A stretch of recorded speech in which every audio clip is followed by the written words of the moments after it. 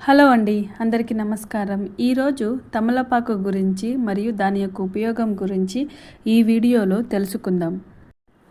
ఈ తమలపాకులో vitamin C A, B one, B two, nicotinic acid, potassium వంటి పోషకాలు కలిగి ఉంటాయి.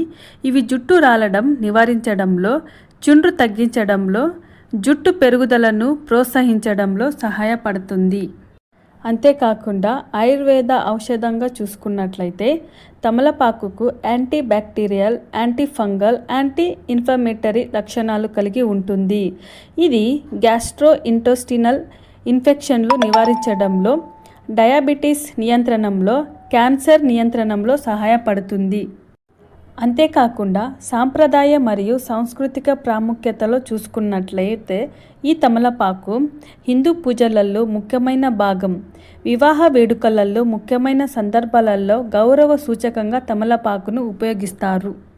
మరియు సమాజంలో గౌరవ సూచకంగా చూసుకున్నట్లయితే గౌరవ సూచకంగా వృద్ధులకు, అతిథులకు అందజేస్తారు. ఇది ఆతిథ్యాన్ని, గౌరవాన్ని సూచిస్తుంది.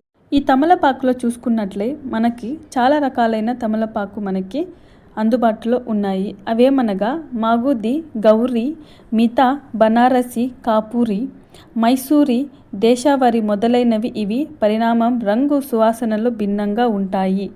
ఈ తమలపాకును పాన్ తయారీలో, ఔషధాల తయారీలో, పూజా వస్తువులుగా ఉపయోగిస్తారు.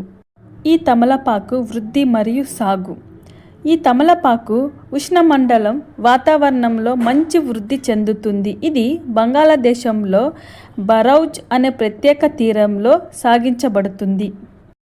ఈ వీడియో మీకు నచ్చినట్లయితే లైక్ చేసి, షేర్ చేసి, సబ్స్క్రైబ్ చేసుకోండి. Thank you.